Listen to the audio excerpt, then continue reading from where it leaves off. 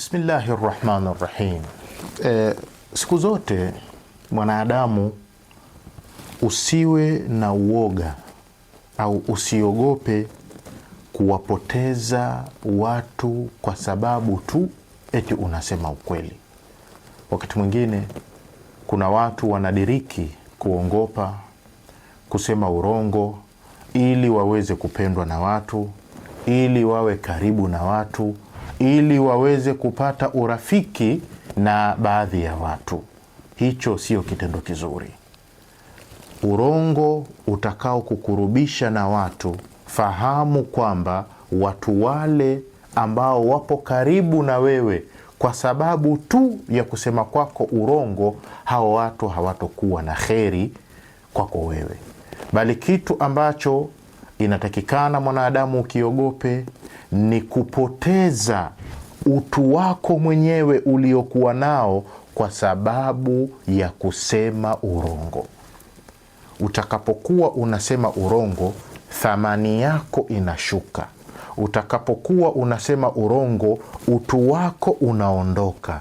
Cheo kile ulichokuwa nacho, status, hadhi uliokuwa nayo katika jamii inashuka bila mwenyewe kufahamu.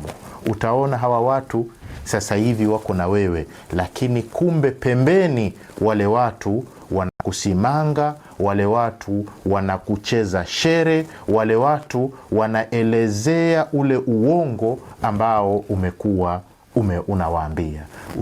Usiogope kupoteza watu kwa sababu ya ukweli ambao wewe unakuwa unausema, bali ogopa kupoteza ule utu wako uliokuwa nao, hadhi uliokuwa nayo, kutokana na urongo uliokuwa unausambaza kwa watu. Watu wengi wanaweza wakakupenda wewe kwa sababu ya urongo wako ambao unauzungumza, lakini fahamu kwamba ni wachache walio na nia ya dhati, walio na upendo wa dhati, ambao watakufuata baadaye kutokana na ukweli wako ambao unauongea kwa wao. Nitakupa mfano mdogo. Ni hili swala ambalo sasa hivi limekuwa likisambaa, likitrendi, kuhusiana na huyu kijana wa Kirashia ambaye ameweza kuwahadaa mamia ya wanawake wengi wa Kiafrika wamehadaliwa na huyu kijana, ikiwepo katika nchi ya Ghana, ikiwepo katika nchi ya Kenya. Angalia baadhi ya wanawake ambao waliohadaliwa na yule kijana katika zile video ambazo yeye mwenyewe amekuwa akiziposti. Anamkuta binti katika supermarket, yuko supermarket, anamuuliza yule mwanamke ana mume, ameolewa, lakini anaongopa kwa kusema kwamba hajaolewa ili asimpoteze yule kijana.